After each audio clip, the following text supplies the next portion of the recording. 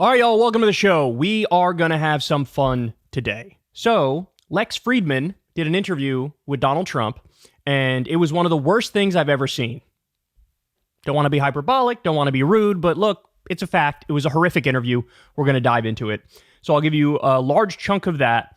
Then we'll get into Tim Walz gives a rally speech in Milwaukee, campaigning, and he goes nuclear on Trump and Vance, and directly calls out how their economic policies are going to destroy the working class. We'll dive into that. We have Cenk Uygur on Piers Morgan's show, and he just unloads on some right-wing hacks. That was actually very fun to watch. Elon Musk comes out against democracy. A Zionist podcast accidentally says the quiet part out loud. Can't wait to show you that clip. That one went mega viral.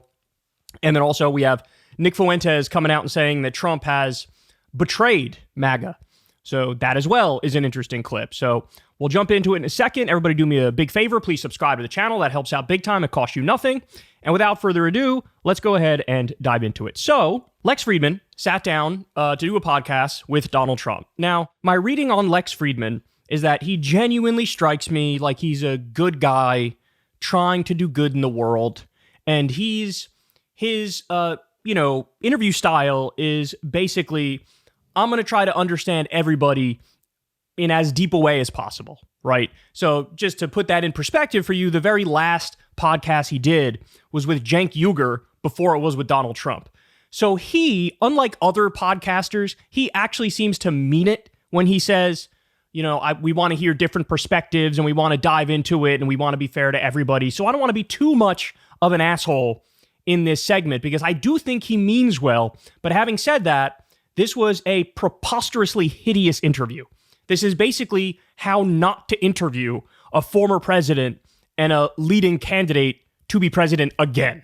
Okay, so before I get into the large clip that we're going to break down, let me just tell you what happened early on in this interview. So here's some of the questions that Lex asked Trump. Do you love winning or hate losing more? Very deep, Lex. Thank you. You said politics is a dirty game. If it is, how do you win at it? What's the difference between success in business and in politics? Interesting, right? You're already beginning to see the problem. These are asinine questions. And also, by the way, there's a lot of mythology that's packed into the framing of the questions, right? Oh, you're so successful in business. Remember when he did Trump University and that was a fraud and he had to pay out tens of millions of dollars because he defrauded people with that? Remember that? Remember how his businesses went bankrupt 6 times? Remember how he stiffed his workers? Remember how he was given $400 million by his daddy? He lies and says it's a million. It's not. It was $400 million. Remember that? These are all things that apparently didn't occur. Remember how, hey, the first actually successful thing you did was when you played Big Boss Man on a fucking reality show?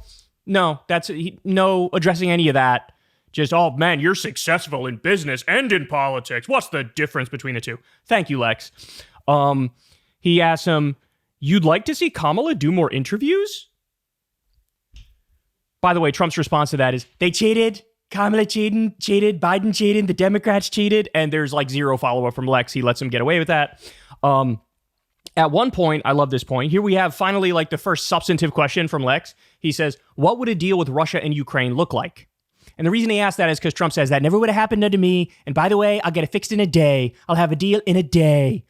And so Lex asks, okay, well, what would that deal look like? Now, obviously, what Lex is fishing for is for Trump to say, hey, when you look at Crimea, well, is that going to stay in Russia's hands? Is it going to go fully to Ukraine? Are you going to split it up and do a percentage land swap type thing? When you look at the Donbass, are we going to freeze the lines along the current fighting and divvy it up that way?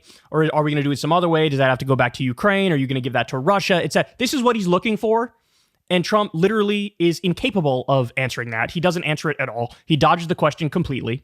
And Lex even tries after that very gently one more time to say, what would that deal look like? Trump can't say Crimea, can't say Donbass, can't give any specifics because he doesn't fucking know any specifics.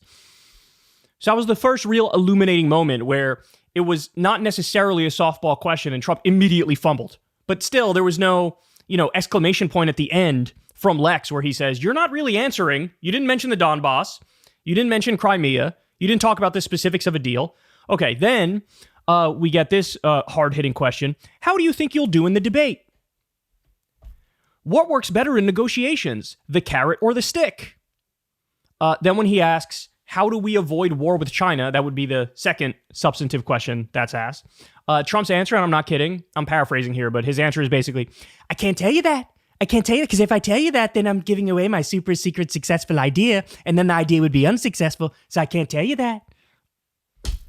I mean, it is a joke, right? Okay, so that's where we are. So far, 80% of the questions are just total fluff job nonsense. The ones that are substantive, Trump doesn't give an answer, and Lex doesn't really follow up to get an answer. And so now we'll jump in here. Tough topic, but important. You said lost by a whisker. I'm an independent.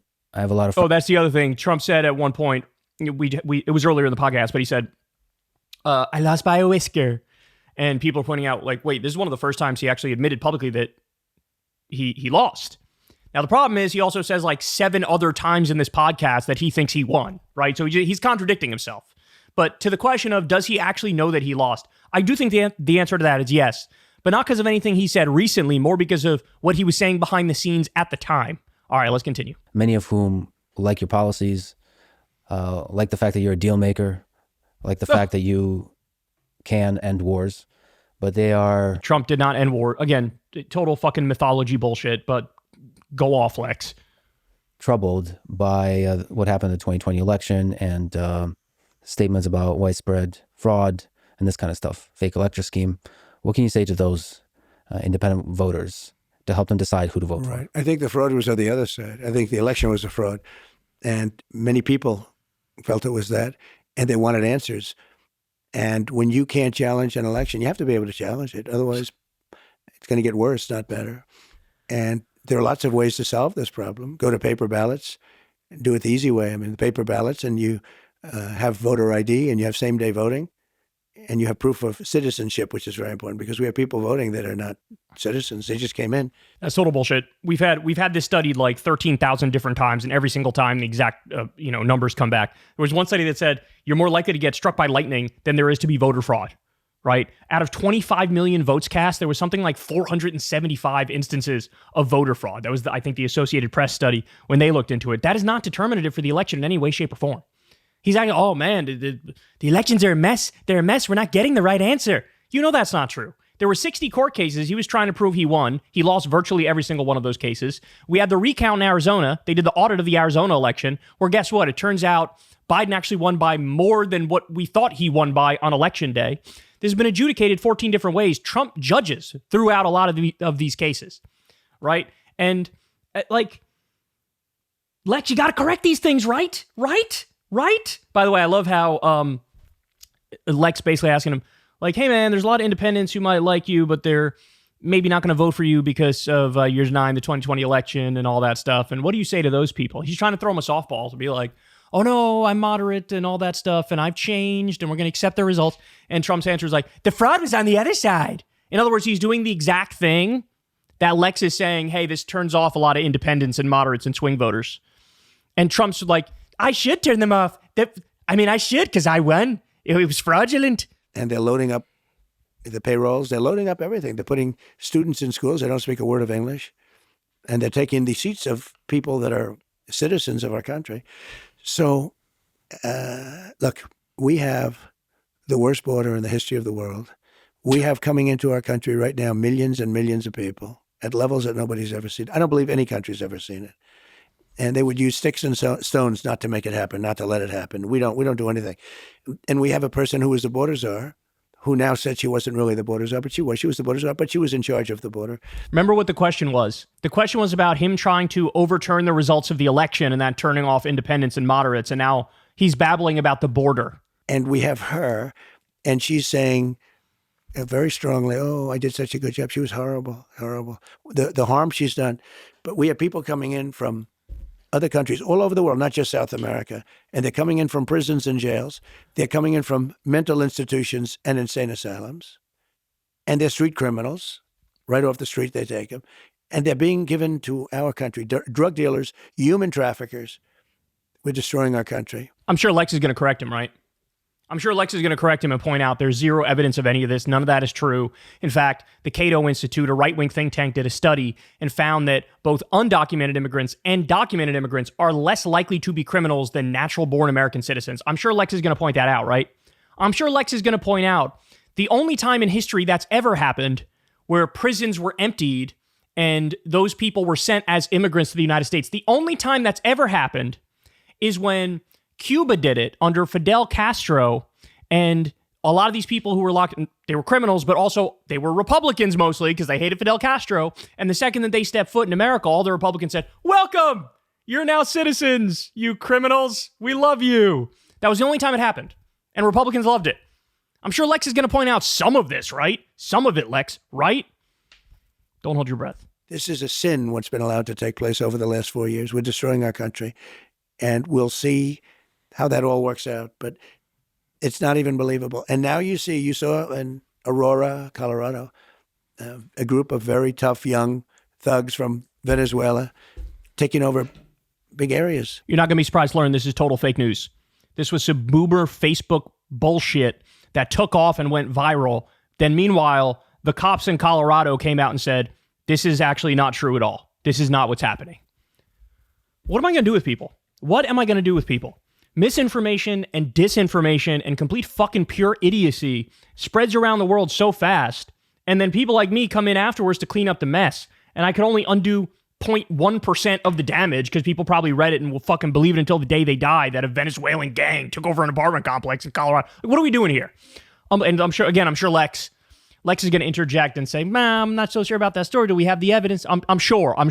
They're taking over buildings. They have their big rifles, but they're taking over buildings. We're not going to let this happen. We're not going to let them destroy our country. And in those countries, crime is way down. They're taking them out of their prisons, which is good because good for them. I do the same thing. By the way, if I ran one of those countries, any country in the world, I would make sure that America has every one of our prisoners. Every one of our criminals would be here. I can't believe they're going so slowly, but some aren't. But they all are doing it. And we can't let that happen. They're emptying out their prisons and their mental institutions into the United States of America. Trump seems to genuinely believe that when people talk about, hey, we have asylum rights to get into the country if you're escaping political persecution and things of that nature. I think Trump genuinely believes that if you're seeking asylum, that means you came from an insane asylum. Because he repeats this all the time. He repeats this line, and it's total bullshit. Now, he repeated it 3 times. He repeated a falsehood 3 times. Again, Lex, I'm sure you're going to follow up, right? So a lot of people believe that there was some shady stuff that went on with the election, whether it's media bias or big tech, but still the claim of widespread fraud is the thing that bothers people. Well, I don't focus on the past. I focus on the future. I talk about... As he was just focusing on the past the entire fucking time he was babbling. How bad the economy is, how bad inflation is, how bad things like, which is important. Afghanistan was, in my opinion, the most embarrassing thing that's ever happened to our country. Oh, here we go. And because of that, I think Putin went in. When he said how stupid we were, Putin went in. But it was the most embarrassing moment in the history of our country. I really believe that. But, we left 13 dead soldiers. Think of it, 13 dead soldiers, many soldiers horrifically hurt with arms and legs and everything else gone. We left hostages behind. We left Americans behind. We left military equipment, the likes of which nobody's ever left behind before. Billions and billions of dollars of equipment. They're now selling the equipment. They're one of the largest arms dealers in the world. And very sad, very sad. And we were there for a long time. I was going to get out. We were getting ready to get out. Then we got interrupted by the election, but we would have been out with dignity and strength. We were having very little problem with the Taliban when I was there because they knew it was going to be tough. I dealt with Abdul. Abdul was the leader, and we got along fine. He understood. But, they were killing a lot of our people before I came down. And when I got there, I spoke to him. I said, can't do it. Don't do it anymore. We went 18 months before this happened. This horrible day happened. We went 18 months and nobody was shot at or killed. That's a lie. Factually not true. And also, he killed way more Afghan civilians than his predecessors. What do you think that was, the carrot or the stick in that case in Afghanistan? The stick, definitely So the the stick. threat of military force. That was the stick, yeah. So I'm sure Trump goes on this big thing about Afghanistan and how it was horrible and how it was abysmal and how there were all these. I'm sure Lex is going to point out, hey, man, didn't you, number one, free a whole bunch of Taliban officials in a deal? Didn't you, number two, set up the timetable to leave? And isn't it also the case that whenever we would have left, the puppet government was going to collapse?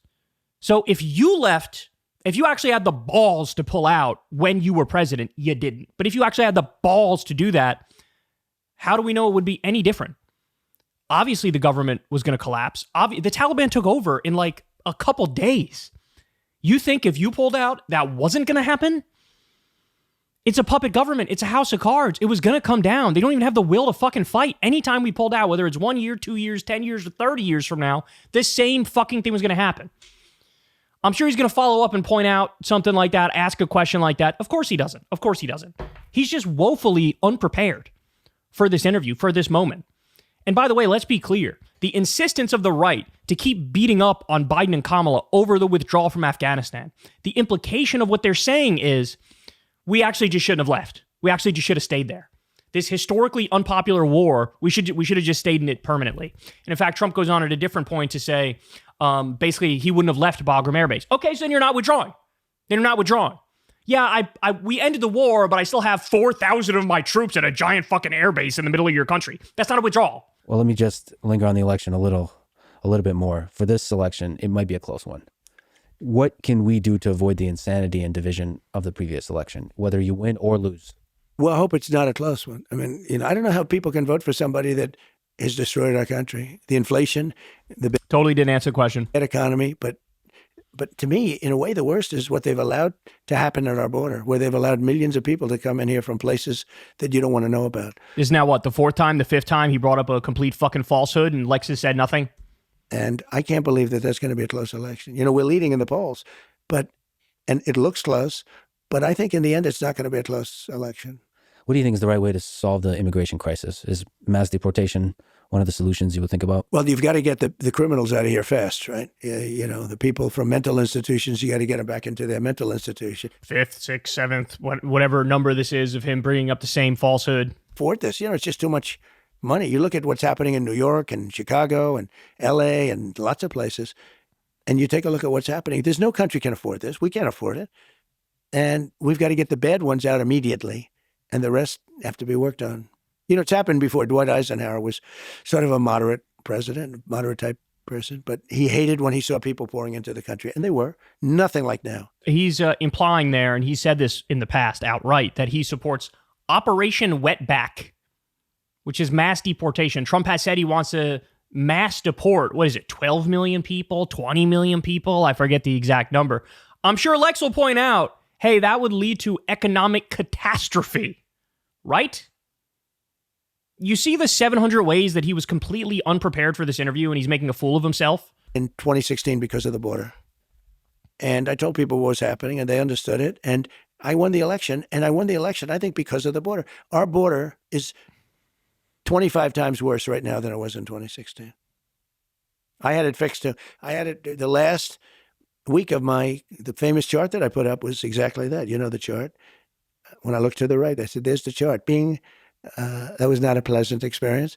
But the chart that I put up said, and that was done by Border Patrol, that was the lowest number that we've ever had come into our country in recorded history. So first of all, at the low point here, what else was going on at that time that may lead to lower attempted border cross? That's a tough one to figure out. It can't be a global once-in-a-lifetime pandemic, can it? That's point number one. Point number two, again, I'm sure Lex knows the facts here, and he's going to bring up directly to Donald Trump, hey, you attack Democrats on the border really hard and say that they're for open borders. You do know they kept in place your policies for a very long time, right? You do know they kept in place Remain in Mexico and Title 42, which is the rule that, hey, we have a pandemic, so there is no due process. We're just going to kick your ass out. I'm sure Lex is going to bring that up. I'm sure Lex is going to bring up the other Cato Institute study, which found that under Biden, they deported more, both as a raw number and as a percentage, than under Donald Trump. I'm sure Lex is going to bring this up, right? Again, useless. Fucking useless. Did you do zero research for this? Zero. We have to get it back to that again. We will. let me ask you about Project 2025. So you've publicly said that you don't have any direct connection to Project Nothing. I know nothing about it. And they know that too. Democrats know that. And I purposely haven't read it because I want to say to you, I have no idea what it's all about. It's easier than saying I read it and, all of the things. No, I purposely haven't read it.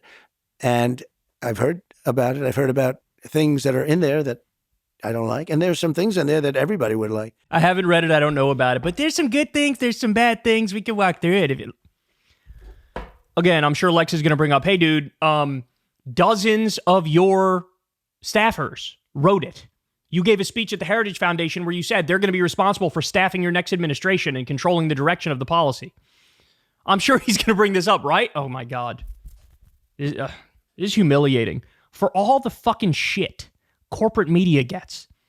This is a new media interview, and it's just as embarrassing, if not more embarrassing, than something you'd see on corporate media. I think it's unfortunate that they put it out, but it doesn't mean anything because it has nothing to do with me. Project 25 has absolutely nothing to do with me. This is where somebody who knows the facts would weigh in and say, well, hold on now. You released what your agenda is, which is called Agenda 47. If you compare Project 2025 to Agenda 47, they're almost identical. The only difference is, Agenda 47 doesn't talk about banning porn. Agenda 47 doesn't go as hard on the issue of abortion, for example. It doesn't mention abortion, right? So minus some fringe social issues, it's the same fucking policy. Lex, Jesus Christ. Recently about marijuana and that you're okay with it being legalized, but it has to be done safely. Can you explain your policy there? Well, I just put out a paper. And first of all, medical marijuana has been amazing. I've had friends and I've had others and doctors telling me that it's been absolutely amazing, the medical marijuana. And we put out a statement that we can live with the marijuana. It's got to be a certain age, to buy it. It's got to be done in a very concerted, lawful way. And the way they're doing it in Florida, I think, is going to be actually good. It's going to be very good. But it's got to be done in a good way. It's got to be done in a clean way. You go into some of these places, like in New York, it smells all marijuana. You've got to have a system where there's control. And I think the way they've done it in Florida is very good. This is where a competent interviewer would say, why should we believe you that you're going to legalize marijuana if you were president for 4 years and not only did you not legalize it, you didn't even change the scheduling of it like Biden did? Why should we believe you? By the way, you're flip-flopping on weed. Remember, on abortion, over the course of like a 2-day time span, you flipped your position. Lex, what the fuck? And now here comes the biggest podcast-brained question of all time. Going to ask him about psychedelics. I recently did ayahuasca.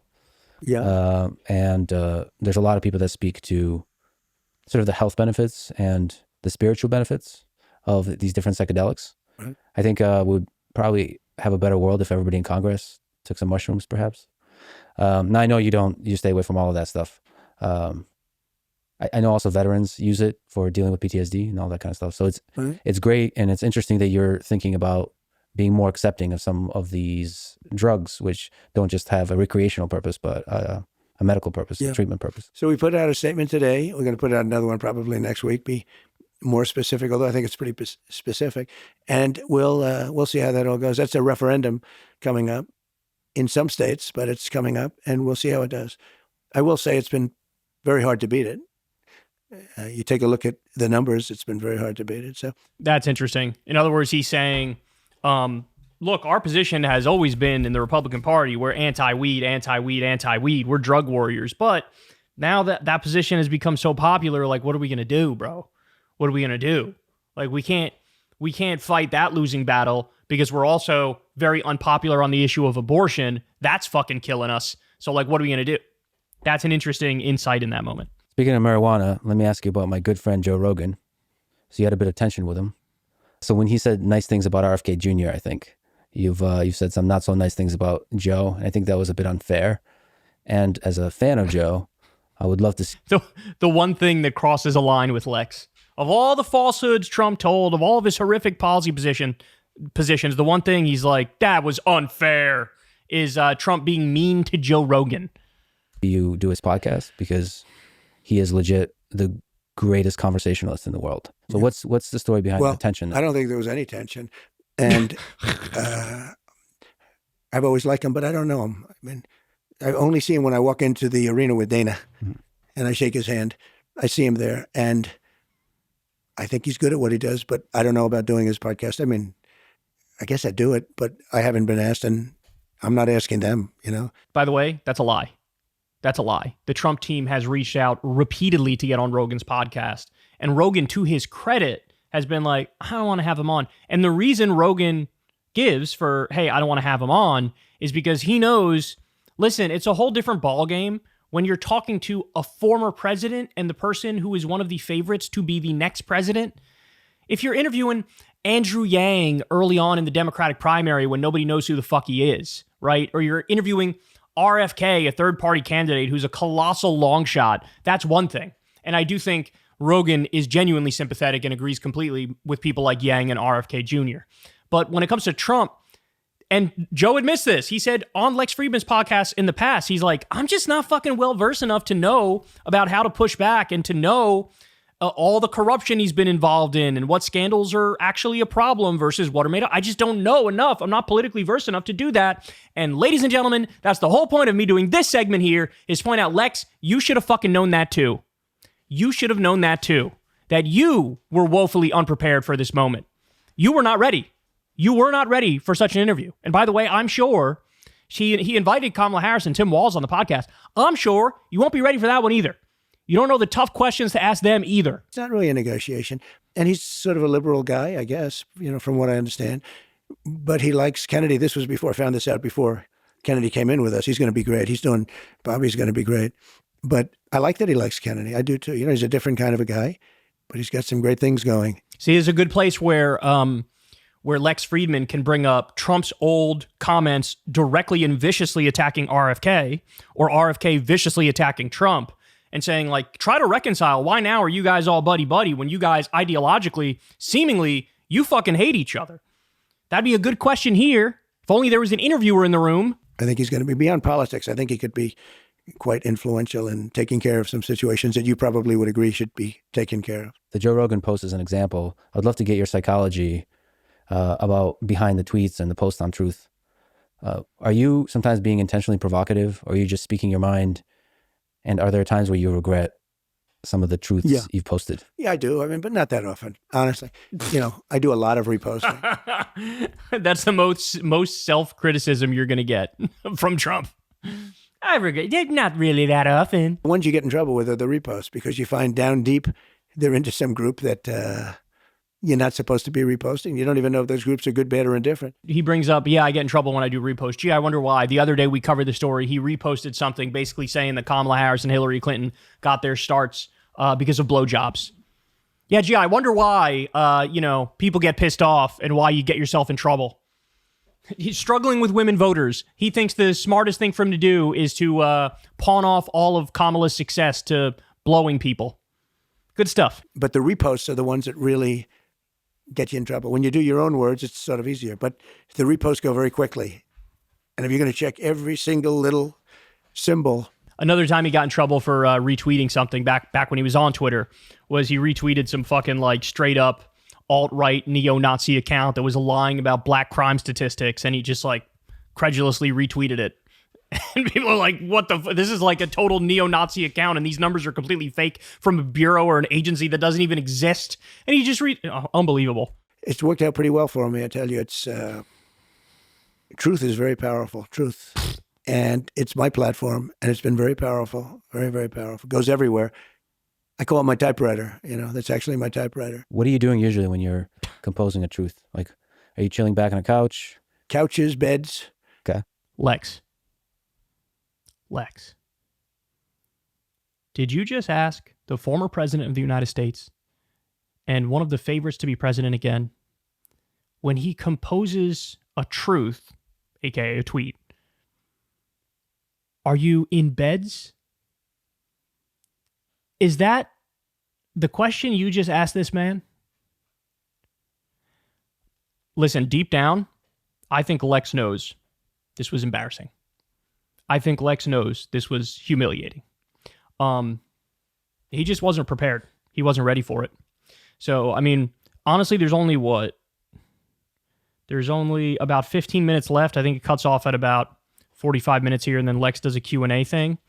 But the rest of the way, it's a lot of similar stuff. He asks him about unity and division. Hilarious. He's like one of the most divisive figures in modern American political history. Then you get actually, I was going to cut it off now, but I can't. Let's go to the communism and fascism part, because this part's interesting too. Here we go. There's a lot of people listening to this, myself included, that doesn't think that Kamala is a communist. Well, she's a Marxist. Her father's a Marxist. That's right. And she's It's a advocating. little unusual, you know. We don't think Kamala's a communist. Well, she is a Marxist. She is a Marxist. Oh my God. But there's a lot of people that kind of know the way government works, and they say, well, none of those policies are going to actually come to reality. It's just being used during the campaign to, groceries are too expensive. We need them cheaper. So let's talk about price controls, and that's never going to come to reality. It could come to reality. Look, I mean, she came out with price control. It's been tried like 121 different times at different places over the years, and it's never worked once. This is total bullshit. She did not propose quote unquote price controls. She proposed a ban on price gouging. Bans on price gouging already exist in 39 of our 50 states. And they exist in the context of, like, if there's a hurricane or a natural disaster, let's say 3 of 4 stores in the town are wiped out. That one store that remains can't just jack up their prices, 400%. They can't do that because that's predatory. That's exploitative. Even though you can make a fair argument, hey, this is supply and demand in this moment, right? So they could say, hey, we think we have every right to do it. No, you don't. And that's why we have bans on price gouging in 39 states. And he's arguing against a ban on price gouging. And by the way, lying and implying, Lex too, that is quote unquote price controls. It's not. It's not broad, across the board, the government micromanaging and getting directly involved in the economy and setting prices for everything. That's not true. That's made up. But by the way, please proceed. I've seen polling on this. It's between 60% and like 80%, depending on which poll you look at. That's the number of the American people that say, I agree with this. I'm struggling to pay the bills. I think this would help me. If you want to, reduce prices along the edges when you know that greedflation is the reason why the prices are jacked up so much, by all means, fuck big business. They're screwing us over. Somebody should be fighting for us. It leads to communism. It leads to socialism. It leads to having no food on the shelves. Oh my God. Again, look, if you think Kamala's a communist, there's no talking with you. I can't have a reasonable discussion with you. It's not possible. Kamala isn't even a social democrat. Kamala is a liberal. Right now, Tim Walz is a social democrat, I think it's fair to say, based on his policy record. But Kamala is just a liberal. If she's a communist, that would mean she wants to seize the means of production.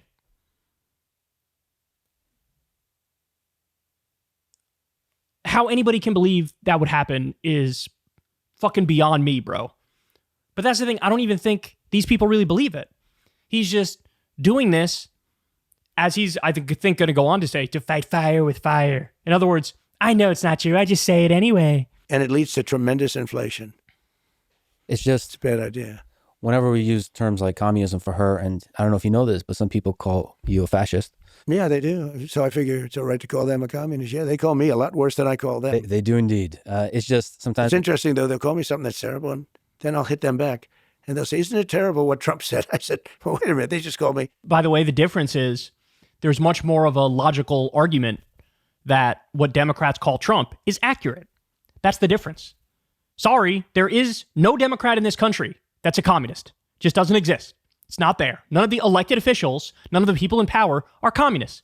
It's just total bullshit. But Trump, look, if I'm being kind here, I'll be extra kind and be extra fair in this segment because that's how I am, right? A better descriptor is authoritarian. I think you can make solid arguments for fascist, but let's put that aside. There is no debating against he's an authoritarian. This is a guy who literally said we should terminate all rules, regulations, and articles in the Constitution to put him back in power. That's as authoritarian as it gets. This is a guy who said we should ban flag burning and punish it with up to a year in jail. That's as authoritarian as it gets. That's anti the First Amendment. This is a guy who tried to overthrow the last election. That's authoritarian. He wanted to invoke the Insurrection Act to deploy U.S. troops against our own citizens, and he was blocked at the last minute by more reasonable people in his administration. Deeply, deeply, deeply authoritarian. He talks all the time about how much he loves strongmen dictators around the world. He says about Vladimir Putin. He says, me and Kim Jong-un, this is literal, me and Kim Jong-un, we wrote letters to each other and we fell in love. We fell in love. He praised Xi Jinping for ruling with, quote, an iron fist. There's no arguing against Trump being an authoritarian. He's as authoritarian as it gets. Again, there is an argument to say he's a fascist, right? But putting that aside, let's just say authoritarian is 100% undeniable. And when Democrats call you that, they're right. When you call them communists, you're wrong. That's the difference. You have to fight fire with fire. I believe they're very evil people. These are evil people. You know, we have an enemy from the outside and we have an enemy from within. And in my opinion, the enemy from within are radical left lunatics. And I think you have to fight back. Whenever there's a lot of fighting fire with fire, it's too easy to forget that there's a middle of America that is that's moderate and kind of sees the good in both sides and just likes one side more than the other in terms of policies. Like I said, there's a lot of people that like your policies, that like your skill in being able to negotiate and end wars. This wishy-washy enlightened centrism is just wholly unprepared to deal with the political moment that we're in. That's what I get from listening to everything that Lex is saying to Trump here. A lot of people like your policies, and a lot of people like that you ended wars, even though you didn't end wars. And that's why maybe you should tone down the rhetoric like 12%, please. Okay. It is driving me absolutely insane that the narrative of Trump as anti-war has now fully permeated political discourse in this country. And there's nothing I hate more than people who argue about politics through the lens of narrative over facts. And so what Trump actually did when it comes to foreign policy is increase drone strikes 432%. What part of that is anti-war? Occupied a third of Syria to, quote, take the oil. What part of that is anti-war? He kept us in Iraq. He kept us in Afghanistan. He bombed Syria. He assassinated a top Iranian commander, General Soleimani, who was in the field fighting ISIS. And by the way, that led to retaliatory strikes. What part of that is anti-war? He tried to coup Venezuela. He ripped up the Iran agreement. He armed Saudi Arabia as they did a genocide in Yemen and then vetoed a bill to cut off the weapons to them. Again, what part of any of this is anti-war? He said he wants war with Mexico in his second term. He says Biden isn't supporting Israel enough and letting them, quote, finish the job. He hired John Bolton, Mike Pompeo, Gina Haspel, H.R. McMaster, all insane neocon warmongers, and let them run his foreign policy. What part of any of this is anti-war? Did you guys know this? His first military raid as president that he approved is one that Obama rejected. And what did Trump do? What happened when he approved that raid? We ended up killing a young American girl. He's not anti-war. He's a bloodthirsty neocon warmonger who postures as anti-war. And here's Lex Fridman. A lot of people like your policies and a lot of people like how you're anti-war. And, you know, that's maybe you can stop being so insane all the time and reel in your smearing rhetoric of Democrats like a little bit. And Trump's reaction, no, I'm never going to do that. Fuck them. Radical left lunatics. The radical left is destroying this country. Yeah, I'm sure, Trump. The only people in this country who are fighting for paid family leave and paid medical leave and free school breakfast and lunch for kids and free healthcare for everybody, higher wages. Yeah, these are the people who are pro-union. They're the ones who are destroying the country. The impending destruction of America. You know, we had no wars when I was president. That's a big thing. Not since 70. Think of all the things I just told you that he did, foreign policy. And this is what he says. 8 years as that happened. But we had no wars when I was president. We defeated ISIS, but that was a war that was started that we weren't anywhere near defeating. But think of it, I had no wars. And Viktor Orban, the prime minister of Hungary. I can't take any more. And then the last part is where a bunch of people are pretending like Trump took a position he didn't take. Here it is on Jeffrey Epstein. There's a moment where you had some hesitation about Epstein, releasing some of the documents on Epstein. Why the hesitation? I don't think I'm not involved. I never went to his island, fortunately. But a lot of people did. He was on the Lolita Express. The number is either 6 or 7 times. I'm blanking on the exact number. He was on the Lolita Express, Epstein's plane, 6 or 7 times. By the way, he also, fun fact, as he was campaigning like a month ago, his plane had some mechanical problems and he ended up using a different plane. That plane was also a different Jeffrey Epstein plane. Okay. Yeah. I never went to the island. Smart, powerful people allowed him to get so close. He was a good salesman. He was, was a hale and hearty type of guy. He had some nice assets that he'd throw around, like islands. But a lot of big people went to that island. But fortunately, I was not one of them. It's just very strange for a lot of people that the list of clients that went to the island has not been made public. Yeah, it's very interesting, isn't it? Probably will be, by the way. Probably. So if you're able to, you'll be... Yeah, I'd certainly take a look at it. Now, Kennedy's interesting because it's so many years ago. They do that for danger, too, because, endangers certain people, et cetera, et cetera. So Kennedy is very different from the Epstein thing.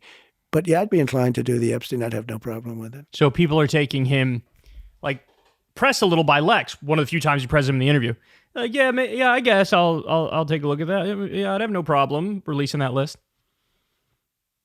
If you think he's going to release that list, I have a bridge to sell you. There is no way he's releasing the list. And the reason why is because he probably is on that list. He says he's not. He probably is. There's video of him partying with Jeffrey Epstein. I think, was it at Mar-a-Lago? May have been at Mar-a-Lago. And they're dancing and they're pointing at girls like, hey, she's hot. Isn't she hot? Yeah, like I said, he was on the Lolita Express 6 or 7 times. Where were they going? Were they going to grab some Baskin-Robbins ice cream? Taking the jet like they're Taylor Swift? Is that what they were doing? I don't think so. Plus, there's dozens of sexual harassment and sexual assault claims against Trump. We all know the E. Jean Carroll case. He was found guilty of defamation as it pertains to a sexual assault, etc. Guys, again, for the fact that I see all the right-wing accounts tweeting, he's going to release the Jeffrey Epstein list. Marks. You're all marks. Yeah, he's going to release the Jeffrey Epstein list in the same way he was going to pardon Julian Assange and Edward Snowden, right? Didn't happen. By the way, Epstein died, and Trump still had a lot of time left in office. He could have released the list. He didn't release the list. This is like when he's going to release all the JFK files. Did you memory hold the fact that he said he was going to do it before, and he didn't do it? He backed out of it. And then he told Judge Napolitano, if you saw what I saw, you wouldn't have released it either. This is what he said. So you said you were going to do it last time, and you didn't do it. You backed out. Now you're saying, I'm going to do it. No, you're not. No, you're not. What a joke. What a fucking joke. Lex, want to bring up any of these things? No, of course you don't. Anyway, we can cut it off here. Abysmal, horrific, pathetic, totally unprepared. And look, Rogan explained to Lex Fridman how the reason I don't want Trump on my podcast is because I don't want to accidentally humanize him in a way that I don't think is legitimate, right? I don't want to accidentally flip the narrative and flip the script and have he's more likable, more down to earth than I thought, bro. I don't want to help him when I don't know if I'm on board with Trump and Trumpism and what he represents and what he wants to do. And so new media could be a powerful thing. All those warnings from Rogan went right over Lex's head. He did the podcast, and it's yet to be known what the full impact of the podcast will be. But what we do know is he's in over his head. That's a fact. Hey, y'all, do me a favor and like and subscribe. It helps out big time in the algorithm. Click the bell as well for notifications when videos drop, and watch that video on screen right now. You know you want to.